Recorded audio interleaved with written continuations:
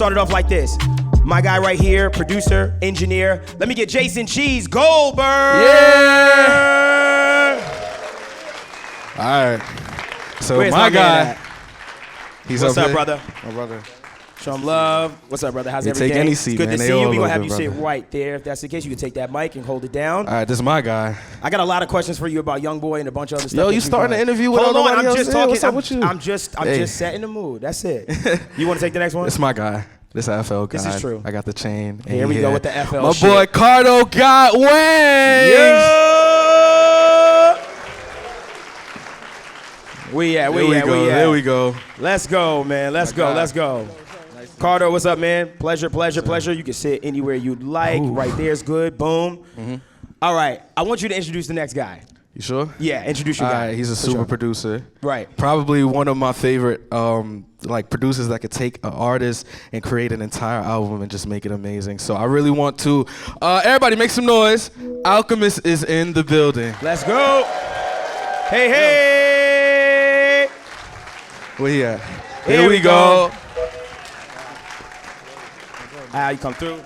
Yeah. I'm gonna have you sit right over here. Yeah, boom, right there. All right. There's more. Yeah, there's more. Believe Oh, it you or see not. more chairs, so yeah. Yeah, facts. Do the next one. You're actually getting pretty good at this. I actually want you to keep doing this. Let So me see this what guy you got. just walked in like last minute, and this is our special guest, right? Facts. This is the special guest that we didn't talk about. From 1500 and nothing, producer, songwriter, make some noise for my boy Rance. Facts. Let's go. You gonna sit right on this one right here, my brother. All right, who else we got, man? All right. It's another chair, You bro. may have seen him on platforms such as Engineers. Yeah, the logo. You may have also seen him recently get a haircut. Yep. I thought it was AI, but it wasn't. Ladies and gentlemen, someone that has been a big mentor to a lot of us, including myself, the person that has also made a lot of this and all of this possible. One time, make some noise for Mixed by Ali, ladies and gentlemen. Come on, man. Come on, dog. Yep. Right there, what's right happening, there. what's happening? Yeah, let's take a seat, man. Let's start, man. All right, bet. Oh, man. So first and foremost, man, first of all, I want to thank everybody for their time and everything that y'all got Absolutely. going on. Like, you guys are obviously of a caliber that I can not even fathom as far as everything is concerned. We've obviously been big fans of all these guys and stuff like that. And, I'm going to start with just coming over to your side, Chi, since we're actually sitting over there. And one thing I like to ask people, being that you are an engineer and producer, I'm going to ask you, what was your DAW journey? Like, what was the first DAW that you actually worked in, and how did you wind up in the one that you are in now? First DAW was 97 digital audio workstation. I think it was Zoom, I believe. And then from there I went to 4-track tape machine, and then I stared at Pro Tools in 2002. I just looked at the mix faders for like a half hour. I didn't touch anything. And I was in awe of this program in a computer. I didn't start on Pro Tools. I think it was GarageBand. I was using my microphone on the computer, just recording guitar and vocals directly in, and I was listening to the music back the whole time, just in awe of the process. Wow. And then, Pro Tools. Gotcha. I just want to let you know, please do not ask everyone in their age during this time. Absolutely. To the side. Go ahead. 1984. There you go. We got a FL God in the building. So my boy Cardo, same question to you, man. What was your DAW journey, and what led you to the greatest DAW ever created? Stop capping. Relax. Take it easy. Take it easy, my brother. Yeah, that'd be Fruity Loops. Fruity Loops was like my first love. Before that, it was MTV Music Generator for the PlayStation. Jesus. Yeah, if you're a real one, you know I'm really a dinosaur. I'm showing my age. How many memory cards did you have to buy? Shit, what? Man, we used to be up at, what was that, Game Rush at Blockbuster? Yeah. Man, I used to be in there just trading shit just to get memory cards. So we used to have like 20 of them, me and my brother. So yeah. But that's kind of how I started with that process, just making beats on the PlayStation. And then my uncle introducing us to FL. We didn't know what it was at first. And then, it had all the stock sounds, the regular 808s. That's how I fell in love with the cowbell and whatnot. The famous cowbell, dog. You know what I'm saying? And, I was listening to too much Loose Ends and shit and SOS Band. So, we could cuss, right?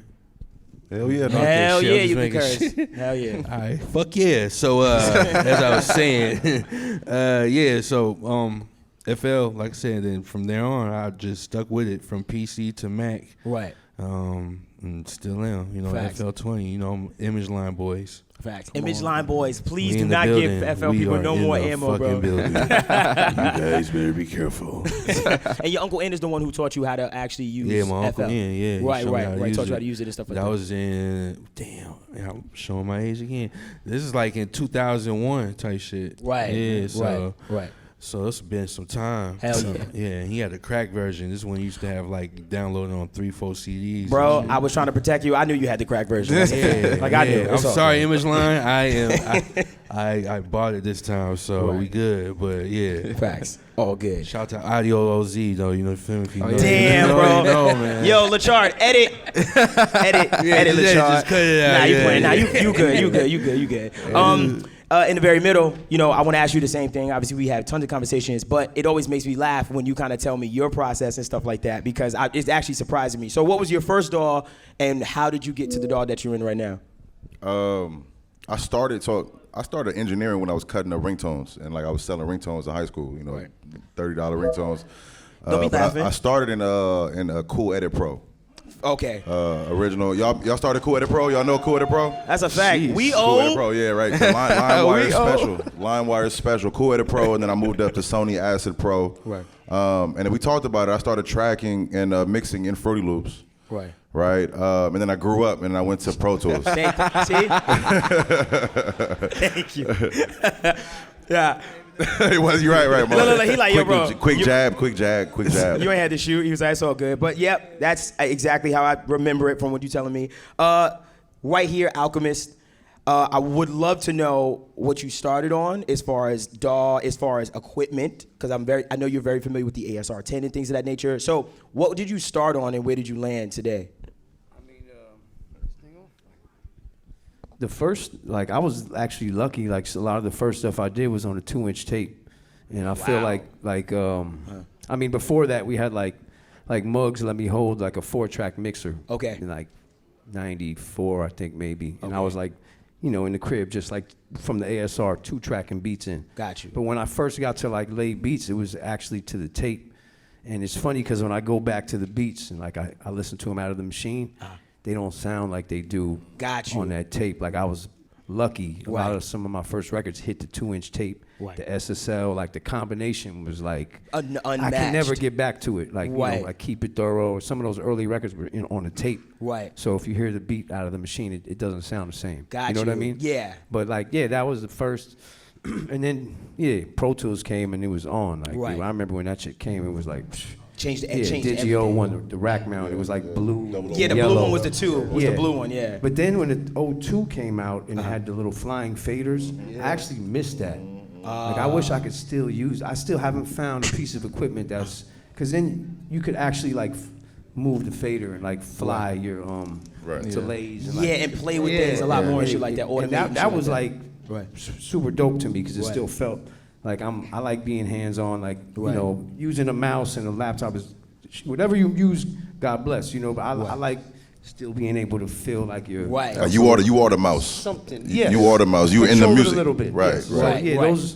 those were the first days. Yeah, 02. Early days and- of how you had it and stuff yeah, like that. but Pro Tools changed everything. I'm sure it did as far as digital. Cause I mean, if you talking about 2-inch tape, right? And I know a lot of people out there, you have no idea what the hell splicing tape even feels like when you have to actually take Right. things and do punch-ins and shit like that. Like we're so lucky. I know, like obviously over time. The efficiency of Pro Tools is unmatched. Like Yeah. I don't want to go back. Right. But like the sound you Right. used to get from the saturation. And that's crazy because even going to Pimp a Butterfly, right? You know, we ended up printing that to 2H tape and took that to mastering. I remember we was talking about that. You told me that. Exactly. Because of that warmth, that depth. That Did it change the sound to you? It made it warmer, right? It gave me the low end was way more punchier. It was way more bigger. It was way more fluffier, right? The top end distortion was smoothed out the way it needed to be. Right. Like, you know, tape is unmatched, right? Analog is unmatched. You know, that's why I still to this day mix on the SSL. There's no plug-in to you that could. They're emulations, right? But there's nothing like the ones and zeros that come from a plugin, right?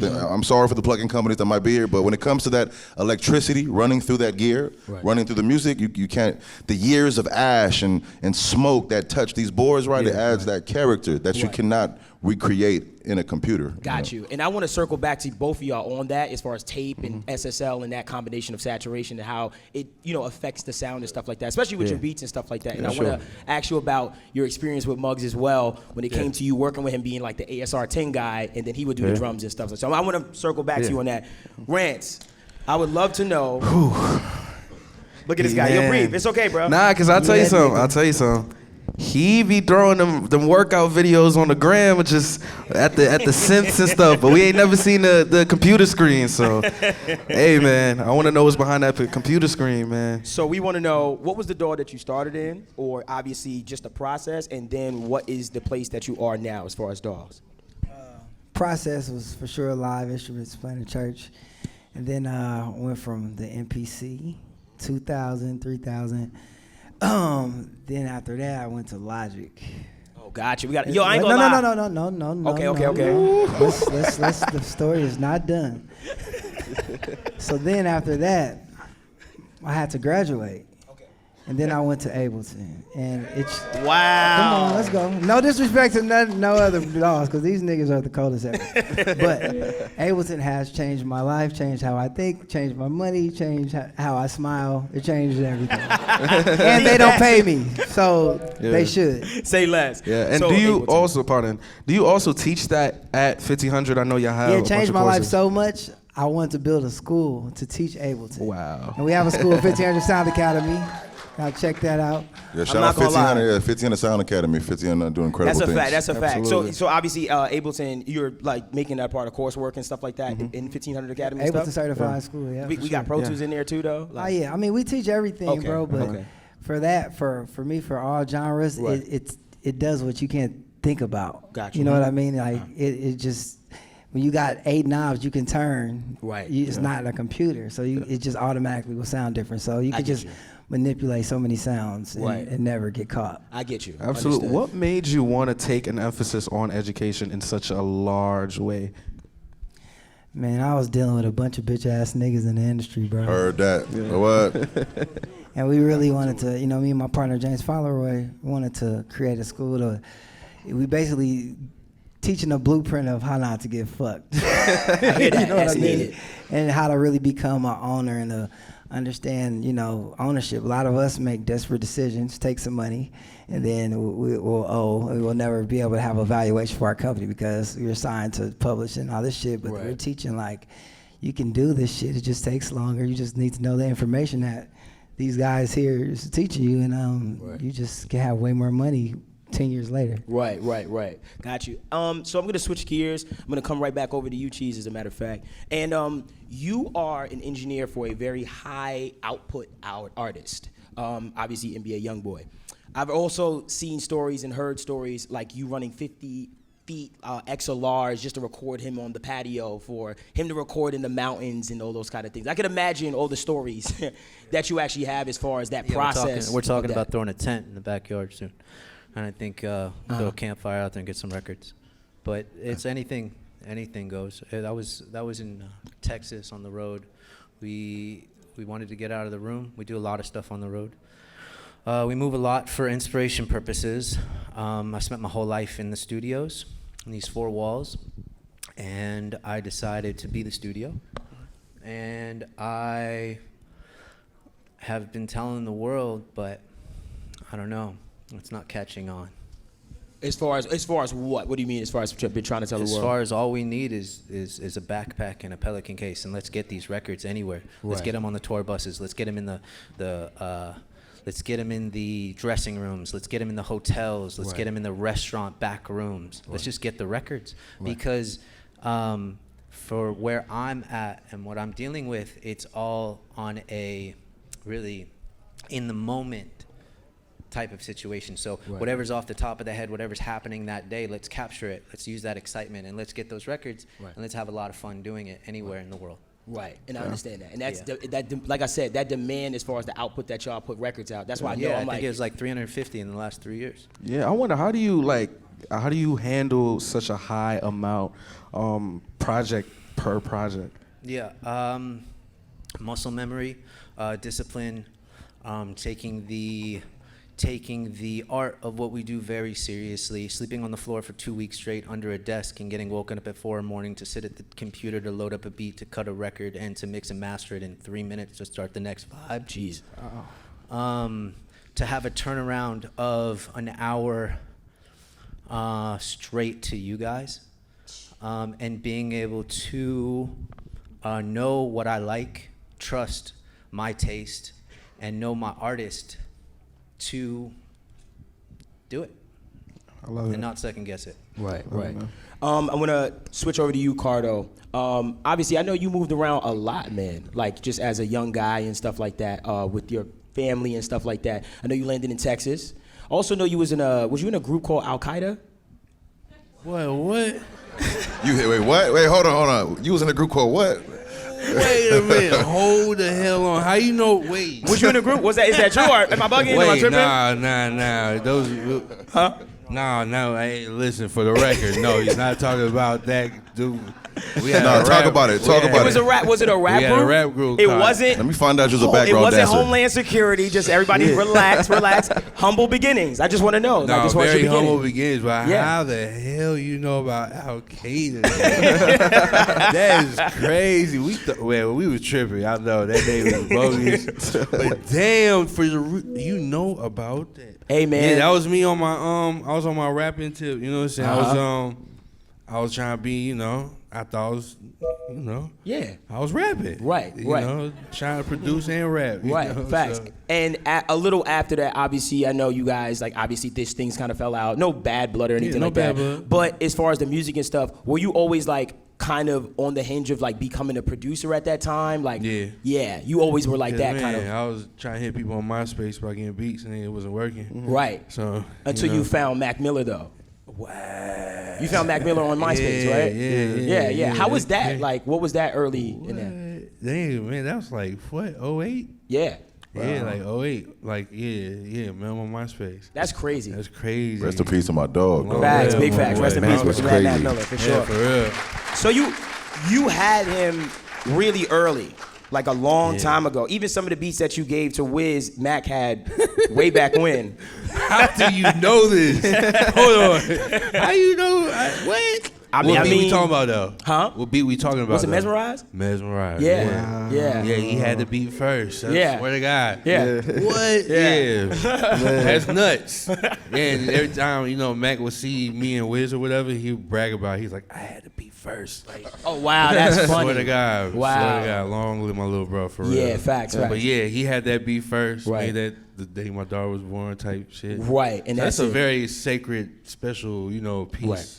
Of information. No, how you know that's nuts? Oh, I'll tell you later, bro. I'll tell you. I ain't no fan of that. Yeah. But no, I just was interested in people knowing that and just hearing that from you, because just the way you develop your sound and how you've come up, in your life is I think that's very important for people to see, because obviously they hear God's plan. They hear all these records that you've done, and it's like, yo, dog, you grinded, like, for real. Like, you moved around a lot. How much would you say that influence is that you had from moving around so much and kind of like, landing in Texas and stuff like that with I'm not sure if it was your, well, we don't have to get that deep. But when you landed in Texas, how was that experience for you? Like, just being a young kid in Texas, like a place that is very big at that time too. What? Yeah. It was just at that time, like, it was a real deal, with the music, with DSR, Tum Tum, Big Tuck, the whole T-Town music. If you from Dallas, you know what's going on. But that and the stanky leg movement, everybody know about the boogie and getting jiggy and all that. Right. It was I had to try to stand out from that and try to be diverse and try to come on my own, sound and taste with it. You know what I'm saying? I was just a transplant, so I was able to kind of like, pick up here and there from things. But yeah. Right. Yeah, man. I wonder, with your process, I know we hear the God's plans and all of those huge singles. Is your process different when you go and sit down to become an album producer, like what you do with Larry? You said it's different as what? I'm sorry. The difference between like when you're handling like singles and catching these one-offs and the actual like sitting down and doing an album, producing the entire thing. Like us producing like a whole entire album? Yeah. So yeah, do like you the like essence of it? Yeah, like, do you sit down in a studio and go Nah. track by track, or you just send them out? I just send them out. I'll be at the crib in a robe. Oh God, man. Well, I be chilling my kids, man, my little rugrats, you know what I'm saying? So we just be posted, you know what I'm saying? And, you know, that's how it happened 9 times out of 10. Just that's always been the system, you know what I'm saying? Even as a brokey boy, you feel me? Like, I had to really learn how to, you know, network, you know what I'm saying? Your network equal, you know, your net worth. So I had to practice what I preach, and that's kind of why I got to from point A to point B and C with it, even going through, you know, the trials and tribulations of it all. Right. So if you know, you know. If you've seen and witnessed everything, you know. For sure. We were sitting outside of the Sycamore studio trying to figure it out. What? Hey, listen, if anybody knows more, this guy right here next to me used to wear jean jackets with shorts. He was a jean vest ass. He was a jean vest ass dude. Yeah. Jean What's vest. that? Solid. Fuck you. Fuck you. Fuck out of here. Well, now that we're here, Ali. Yeah, he's like, no, he fucked me up. So, you know, Ali, obviously, man, just a career, bro. You know what I mean? Just of a bunch of stuff. Like, you are one of those engineers that I feel like early on was attached to an artist, right? For me personally, as far as how I got to find you and stuff like that. Obviously, you branched out, done other records with other artists and really attached to them as well. How important was that relationship for instance, you and Kendrick, like growing up together, to be honest with you? You know what I mean? As far as the opportunities that he got, obviously, are you also your opportunities and stuff like that? Like, how important was just that growth for both of you, you know what I mean, to continue to grow together? I mean, it's the world. I mean, it was everything.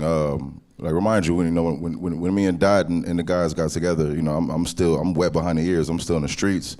My homie Tone can tell you best. We just shooting dice, you know what I'm saying, doing things we shouldn't have been doing. But during those times, you know, I needed somebody like Kendrick, like the guys, like the team, to kind of just guide me as a human first, right? You know, because, you know, they're a bit older. They, you know, had a little more discipline, and you know, to a certain extent, it was a growth phase. You know, being able to be inspired by the people you see on a daily basis. You know, watching Kendrick work ethic, watching Absol, watching J-Rock, and then Schoolboy. Right, I'm the only engineer in the studio at this time. Right, so you know, I needed to keep my work ethic at a certain standard to be able to make sure they're getting what they need to get off. Right, so it was like a sword sharpening sword type of time, if that makes sense. Right. And then obviously, as time progressed, you work with the late Nipsey Hussle. Right. And one thing I always heard stories about when you worked with Nipsey, as far as he had specific times that he liked to record and things of that nature. First in the morning. Did he give you a reason why he liked to do it that way? The energy was fresh. You know, like we was at Paramount in Hollywood. We camped out for like a whole 2 months, sleeping there, camps. Rance was in the booth with all the guys, you know what I'm saying, just cooking out records. Right. But just top of the morning, man, you just, you know, I'll be somewhere in the back, passed out off some tequila. You know, you hear the music start, some oldies start playing in the live room or the control room, and the incense are burning, you know, and it's just top of the top, you know, let's just get to it, let's start working. Got you. You know, the energy is always fresh in the morning, obviously, as we all know. The ideas are fluid, and, you know, the mic is hot, you know, so. Got you. I will tell you this, from a mix engineer standpoint, there's one record in his catalog that you mixed that keeps me up at night, that anytime I'm feeling like I nailed the mix, I put this on just to see where I'm at in life, and it's that last time that I checked. Yeah. Dog, let me tell you something. Y'all know, you know what's going on. Let me tell you something, dog.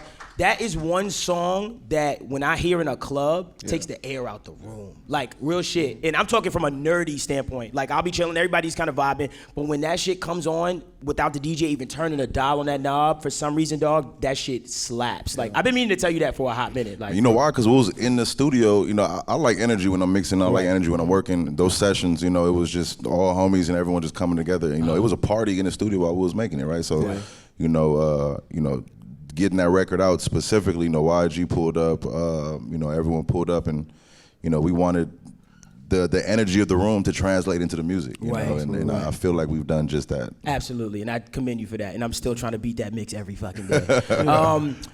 To the right of you, of course, Alchemist. That's my left. Sorry, my fault. Oh, yeah, that's my right. Yo, I ain't gonna lie, I thought I had a stroke, my nigga, I ain't gonna hold you. But Alchemist, the Hooligans. Yes. A long time ago, you were signed to Tommy Boy. That was an early time of your career where you were more on the rap side, correct? You're on your historian shit today. Huh? Yo, the way he looked at Goddamn. me, he was like, Shit, motherfucker, yeah. what you know? Like, History what you know? facts. Yeah, facts.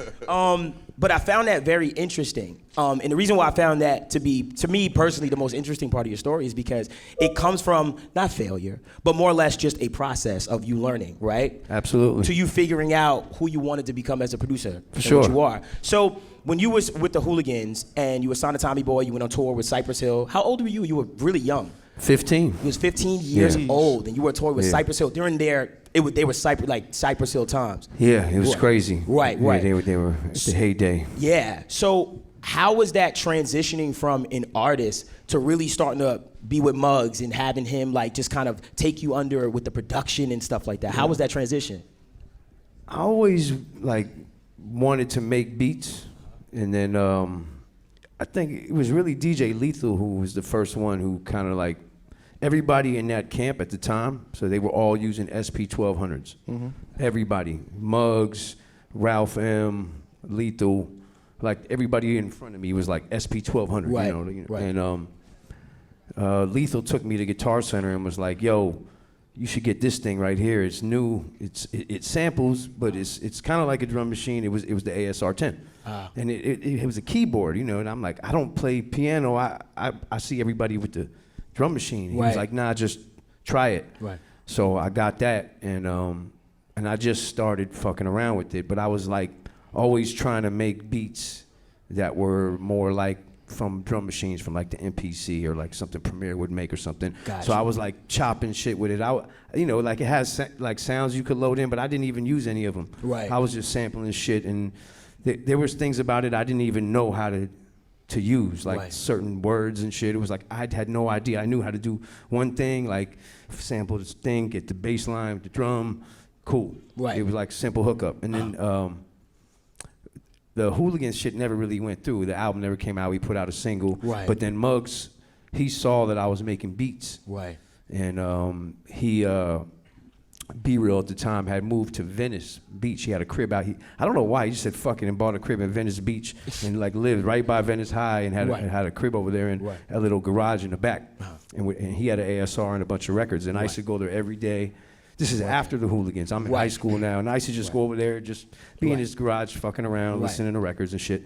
So Muggs would come over, and he would see, he's making beats now, Right. or whatever. And this was like around the Cypress 3 album. Cypress 3. This Yeah. was Cypress 3, right. Yeah. And this is when you were doing mostly, if I'm not mistaken, Muggs wasn't letting you do the drums yet. Nah, he wouldn't. He didn't trust me. He didn't Because, trust you know, you. the ASR didn't have that, like, Uh-huh. you know, the SP1200 MPC is drum machines. Right. Like, these machines are made for drums. Right. You know what I'm saying? Like, I remember Evidence telling me when he was playing beats for Kanye when they first did the College Dropout album,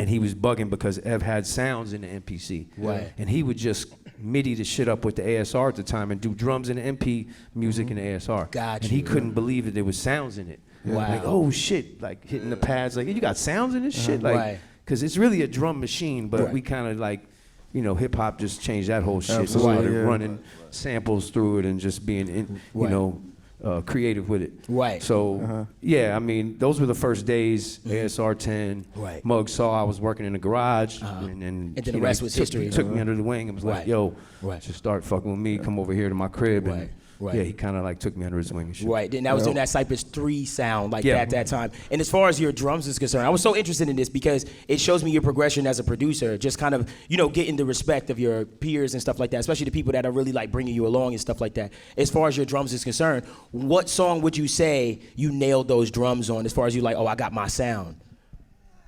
No, I don't know. I was always just kind of freestyling, finding different breaks and things, but I had like a sound I was inspired by. Like, you know, Premiere was my idol. Right. It took a long time to find a sound that was different because I was always trying to find, like, you know, my brother Hip Hop, you know, we all know him. That was like a good friend of mine. Right. And I used to send him beats, and he was real cool with no ID at the time. This was like, you know, early 2000s, and he was like, yeah, he said, you got to stop using the same snare. But I wasn't using the same snare. I was just like going for a certain type of snare. Get you. Okay. Yeah. So it was like, it took time for me to like Right. venture out a little bit and find different sounds and try to like experiment a little bit and not be stuck on one thing. Right, exactly. Yeah. Understood. Yeah, I just you know, because I know what's gonna happen. Because I see. man. All right, I'm gonna hold it. Yo, bro, I'll be quiet. I find it very polarizing when a producer's sound is so, like, it's just amazing to the point where you're able to sit down and craft these albums with these artists. Was that something that you intended on, like, your career going, where you're just sitting and doing these entire projects rather than just the one-offs? Yeah, that was like a challenge, kind of, because all the producers I came up inspired by were like had a group first. Yeah. You know, it's like Muggs had Cypress Hill. You know, the RZA had Wu-Tang, Pete Rock, CLs. We had, you know, Premier had Gangstar. They had groups they could showcase their sound with, whole albums. You know what I'm saying? Interlude, all that shit. And then people would go ask them for beats. So I kind of came in the other way. Yeah. I really didn't have the opportunity to work with with one group. You know, so after it felt like that would be a challenge to like get with people. And also it's kind of like a cheat code when you do a whole album, because like when you're working with an artist and they want one beat, it's like a lot of pressure. So like, yo, we need that one thing that's gonna, and they might be looking for one thing, but like when you lock in with an artist and you say, yo, we're gonna make a record, you could get a little more, from my experience, you could be a little more experimental if they know you're making a batch. It's like, yo, try this one, it's different. You know, it's That's not the interesting. one beat. Right. And then you end up making records that are crazy, you know, because of that. I can see that too, guys. I mean, obviously, I produce, but as not really a producer. But a lot of times when I'm in the studio with the artist, when we're mixing, we're like, oh, I need that one. I'm still missing, up tempo, low tempo. I'm missing X, Y, and Z. And I can imagine the stress as a producer is like, fuck, like how do I get that one sound in the whole sound scope of this project to still make it fit, right? So yeah, I definitely hear that point. Absolutely. We fast forward to 2023, man, and Flying High Part 2, which I really love, by the way, man. When you're in the driver's seat, actually, did that start with you intending to, all right, I'm going into my project, these are the beats I'm making for my project, or were just over the years, you just had a few records like, all right, I might hold that one, Did you have certain beats where you're like, I want Rock Marciano on this, or I want Westside on this? Sometimes, but like when I'm making beats, I got a lot of different people in mind. Like a lot of my friends, I feel, are some of the best rappers, so I really have access, and that's a blessing too, because when I first came up, I used to imagine Prodigy's voice on a beat. Right. Like, yo, imagine I could, which was ridiculous because you hear his voice on a beat, every beat sounds good. Right. Yeah. He was just, you could put his acapella on it. It's not even fair. Right. So now, I having access to a lot of people. Sometimes if I'm making a beat, like, yo, okay, I'm gonna. But to be honest, they don't always like the ones that you expect them to like. Yeah. You know what I mean? But I always give it a shot first. Absolutely. So if I have an idea for somebody, I'll wait. So I waited years, like 3 and 4 years, to play a beat for somebody until I had the right time, and they just were like, nah, and I play the next one. Right. It was like, all right, cool. But I'm glad I waited. I still, no matter, and then I use it for something else. Yeah. But like, you have to, I think as a producer sometimes, you gotta know how to like hold shit sometimes. Yeah. Like don't, you know what I mean? Everything isn't for everybody. If you have a vision for somebody, sometimes you might have to hold the beat and play it, and they might not like it. Right. So that comes with making like timeless beats, man. I'm not gonna sit here and gas you, bro, but your beats really do stand the test of time, and some producers may feel like, yo, the sound might, or the wave might pass through and all of that. So to hear that you're willing to sit on something for so long and know that, hey, when I get to play it and when it's that time, hey, they might rock with it. It's super dope. You gotta have faith in shit, man. And also I go back and I remix beats all the time. Like some days I just load discs up and just redo the beat. I agree with you. Might have man. a good idea, but a lot of times it's the drums. Or the bass, or you might have to update it a little bit. Yeah. You know what absolutely. I mean? But we always have good ideas, but everything's not out the park. Yeah. But sometimes you just go back and just spin it up a little different. I agree with you, man. I feel like everything that we put into our DAW is a piece of art, and it's like, hey, man, it could be valuable to somebody. You just shouldn't let it go to waste. For sure. I want you to ask your man. I want you to ask. Oh man, yo, Rance. I wanted to bring up. Let me just say this. Yeah. I really respect what you do as far as just everything, your career, but the education stuff that you do.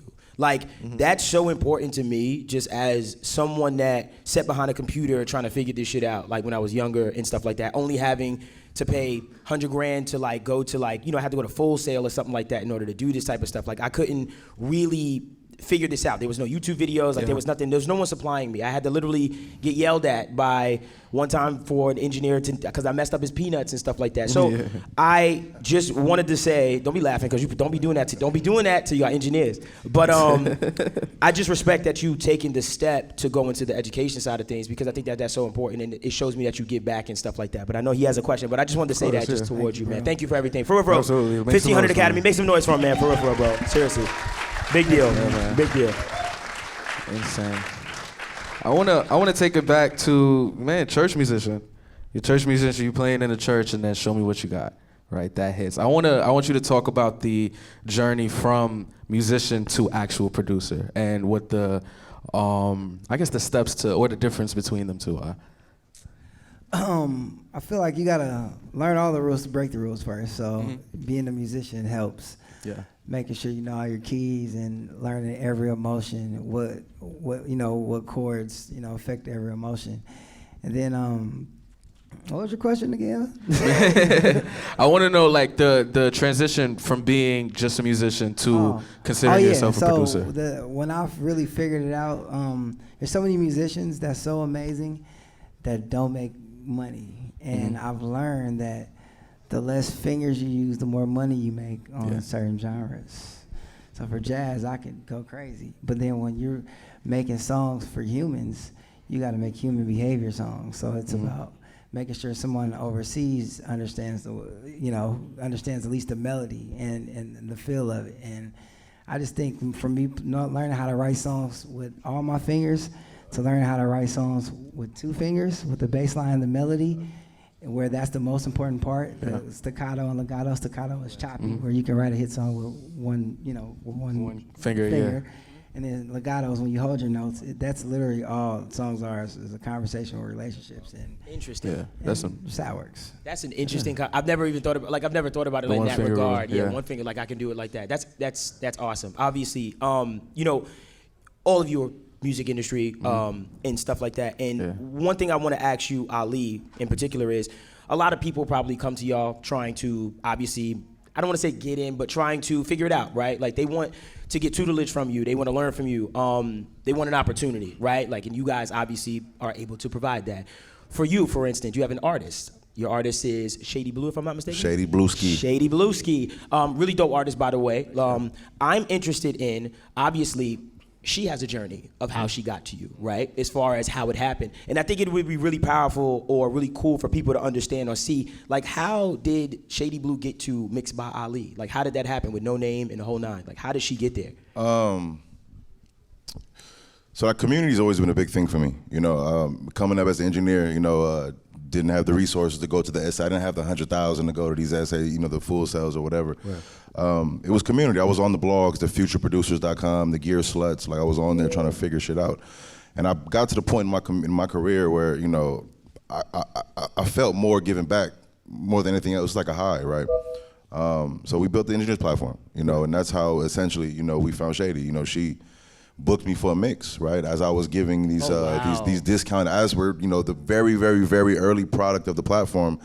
I wanted to get usage. I wanted to understand what worked about the platform and what didn't. So I was doing mixes for $500, right? It's just so I can get a bunch of mixes to understand, the usability of the platform. Right. I got more mixes that I wanted that I had to complete. I was about to say, dog, you was 500. What the fuck? I didn't get that email. Shit. I got a few more mixes than I wanted, but it was just one artist that booked me that just stood out. Shady Blue, right? And the voice was infectious, and I found her Instagram. Right. And from there, I went to message her, and she's blown my shit up for the past, year. Wow. And I'm like, dang, I've been almost missed out. But yeah, crazy, right? So, essentially we found her through the platform, invited her to the studio. I think at the time I was mixing Roddy. She became like a little sister, right? Showed up, never left. I love the work ethic. I love the sound. I love the energy, right? I love the passion. Right. And it almost, it felt like, it just felt genuine. It felt real, right? It didn't feel, the first time meeting her did not feel pressure or did not feel like she was being fake or disingenuine. It was, hey, you know, it was like a kid with like bright eyes, just wanting to learn, wanting to, you know, and things like that inspire me. You know, if somebody wants to learn, you know, without me forcing them, I want to give you whatever whatever I got access to. Right. That's so amazing. so basically, you know, for $500 you can get on Ali's radar anytime y'all want, bro. I mean, I'm not gonna lie. That was smart. Like that was smart as hell. I'm not gonna lie. And I feel like honestly, you know, when I watch a lot of you guys, I feel like I see pockets of opportunities to, I guess you could say, get on your radar, like from time to time, because I know y'all, obviously you all love music, right? So if something is fire, you're not gonna just like throw it to the side. Like I know you guys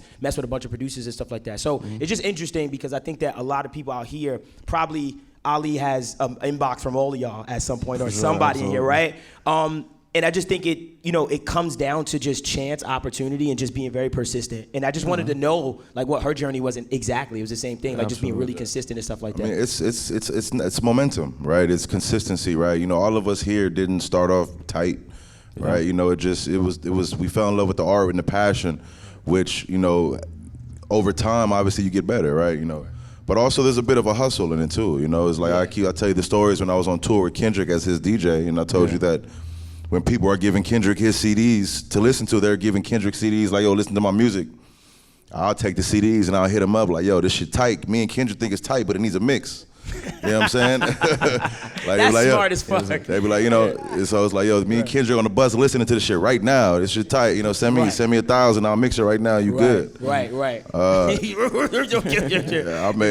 made more money mixing on the road than I did DJing. You know what I'm saying? Smart. But it's, you know, yeah, man. It's it just got to start with a passion, man. It got to start with a vision, and you know, it has to start with you know, you wanting to go somewhere, right? You know, I tell people around me, you know, whether interns, assistants, just have a vision. You know, just have an idea of what you want to do, right? And you know, every day, a bunch of small wins every single day. Just, you know, get in the gym, you know, every little day, 30 minutes a day, an hour a day, whatever. Just small wins every day are going to equate to a very big win, right? When the time is right. So. Understood. And I just want to switch gears over to Cheese, back to you. And then I want to open this up to a few questions, so please be prepared for that after this. Cheese, I want to ask you this. I actually know, obviously, you know, I've watched a bunch of your stuff, and I remember one time, and correct me if I'm wrong, you were mentioning basically as an engineer, like what your job is and stuff like that. And I found it kind of fascinating because, like you said, I'm running, I'm gunning, I got to record this in the moment, like I have no choice. Obviously, you record an artist, it's rough around the edges, to say the least, for the most part. Amazing talent, I will never diminish that.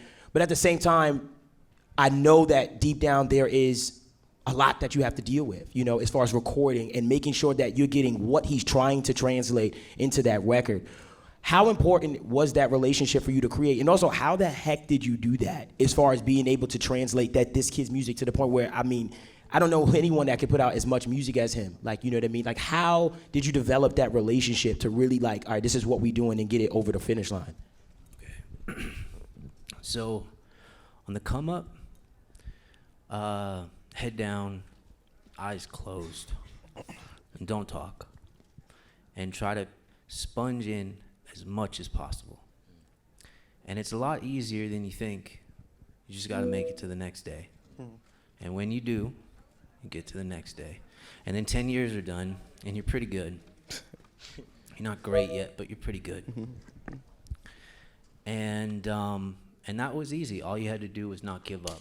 Absolutely. That's all you had to do was not give up. I've seen thousands of people give up. Because once you give up, there's somebody else ready to take that spot.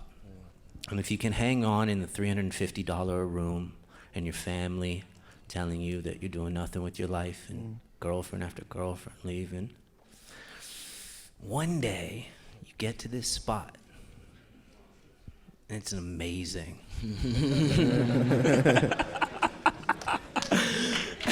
Clap it up one time. That was an amazing question. I'm not gonna lie, Cheese. Let me say this: if I ever get a biopic, I want you to do the voiceover. Though. I ain't gonna fucking lie to you. Y'all listening? I felt that. I really did feel. All jokes aside, though, I felt that shit. That was real shit. Yeah, man. Rance, I want to kick it to you, bro. I have a question.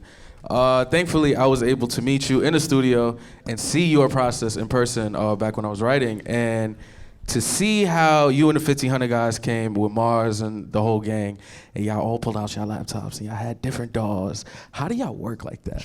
And y'all, it felt like a jam session. Y'all played live. Y'all went through a loop and just, it felt like a jam session. How did that come about? And When we first started, we only had one computer. Wow. So we had to fucking take turns and stand in line, and that just took too much time. So we figured out we can get some money, and everybody can have their own computer, and can go directly with the engineer, and everybody can just put their parts in. We don't have to argue about who did what, and everybody just their parts are in there. It just makes it so easy. You know, somebody do the drums, somebody play the keys, somebody play the bass, somebody play the guitar, and we all play it in song format one time because we understand how song format works.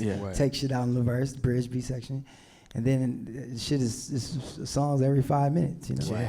Right. Bro, when he says 5 minutes, nigga means 5 minutes. 5 bro. minutes for real. OD. Absolutely. Last question, and I'll open it up to everybody else. Cardo, you know, one time I watched a video with you doing your rhythm roulette, and you got the phone call mid-session that God's playing with #1. Right. That was real shit. I'm surprising you all day, huh? I'm sorry. Yeah, facts. But in that moment, and I generally want to know that moment because I'm not gonna lie, that's a moment that personally as an artist, recording engineer, whatever, I'm sure a lot of us in here aspire for, a #1. 100%. How did that moment feel for you, just coming from how you came and stuff like that and everything? Man, it was surreal. It was like, I don't know, man. I just know my heart was in my throat for sure. So I was like, what, #1? Like, oh, damn, I started Millie rocking out of nowhere. I was like, I did. You gotta watch the video. Yeah, he I did. know. He's not lying, facts. My emotions just went Facts. crazy. So I started dancing. So I was like, oh shit, this is insane. Yeah, it was just like all at one time. Just you know, people that's here, people that ain't here, they get to see this. You know, so kind of like the record reflect. So Right. And I know you also got some stuff with Cardi also. Like Is that's that with approaching. Cardi? Yeah. Which Cardi we talking about? With Playboy Cardi. We talking about Playboy Cardi? Yeah. Oh yeah. Shout out my boy, man. What's going on with that? It's just a bunch of crazy shit going on. I don't even know. I don't even know. I like to be surprised just like y'all, man. But we've been working on this shit, you know, wherever we've been doing for like a long time. So Right. But no, that's my little bro, man. Okay. We just been having fun, just trying to be innovative with sound. Bring back that madness, you know what I'm saying, with that high energy, you know what I'm saying? Yeah. Just trying to implicate that a little bit more, you know what I'm saying? Be in the gym, work your ass off, you know. That Van Damme feature. You know, that Van Damme, you know, man, Van Damme. Well, I'm excited. I can't wait for that. And appreciate you. Congratulations of course. too, man. That's yeah, amazing. for sure. And then obviously Alchemist, obviously Benny the Butcher. And the record that you did with Hit Boy as well and stuff like that. Yeah. How did that all come together for you guys? Like, how did that come out? Like, how did you guys all band together? Like, how did that whole thing just come to manifest? I think Benny had the idea. You know, both me and Hit had been working with Benny already. And then, he was like, yo, I want you guys both to do a record together. Right. So, yeah, that was Just simple. easy. Right, Yeah, 'cause, right. you know. Yeah, homies. Like, I've watched Benny from when, West Side first brought him over. Like, just, he was hungry from day one. He wasn't really all the way in the mix. Their first deal didn't even include him. Right. So he was already just on a mission to just cook. So yeah, that was easy. Right. And yeah. I had most of the beats I had already. I might have made a couple, but Right. yeah. But that was it. Okay. Well, first and foremost, before I even open up to questions, I just want to say thank you guys so much for your time. Absolutely. Thank you so much for your contribution to what you do. So once again, man, I just want to say make some noise for this amazing panel. Absolutely. For sure. I hope y'all enjoyed the panel. Shout out to Engineears for putting this all together. Make some noise for it, please.